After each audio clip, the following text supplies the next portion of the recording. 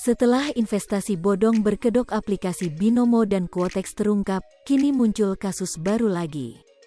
Belum lama ini, muncul kasus robot trading DNA Pro yang merugikan banyak korban. Kepala Biro Penerangan Masyarakat Divisi Humas Polri Brigjen Ahmad Ramadan menyatakan akan memeriksa para saksi yang terlibat di dalamnya. Menurut kabar sebelumnya, terdapat sejumlah nama artis yang terlibat dalam kasus DNA Pro ini. Adapun dalam kasus ini total kerugian sebanyak 97 miliar rupiah lebih, termasuk 5 laporan pengajuan pertanggal 4 April tahun 2022, ujar Brigjen Ahmad Ramadan dikutip dari kanal YouTube Kiai Haji Infotainment, Senin, tanggal 4 April tahun 2022. Sementara itu, Brigjen Ahmad Ramadan juga membeberkan modus penipuan dari investasi bodong ini. DNA Pro menerapkan sistem penjualan langsung menggunakan skema piramida. Pada platform ini, modus yang digunakan berupa memasarkan dan menjual aplikasi robot trading DNA Pro dengan sistem penjualan langsung yang menerapkan skema piramida, ujar Brigjen Ahmad.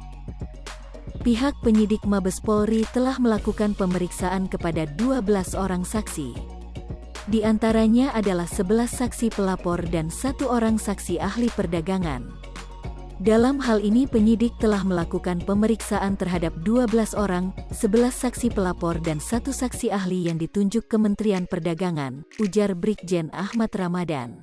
Selain itu, Brigjen Ahmad Ramadan mengatakan akan memeriksa orang-orang yang terlibat dalam kasus ini.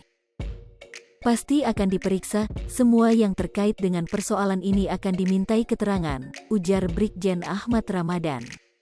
Sebelumnya, sempat beredar kabar kasus DNA Pro ini turut menyeret nama sebagian artis di Indonesia.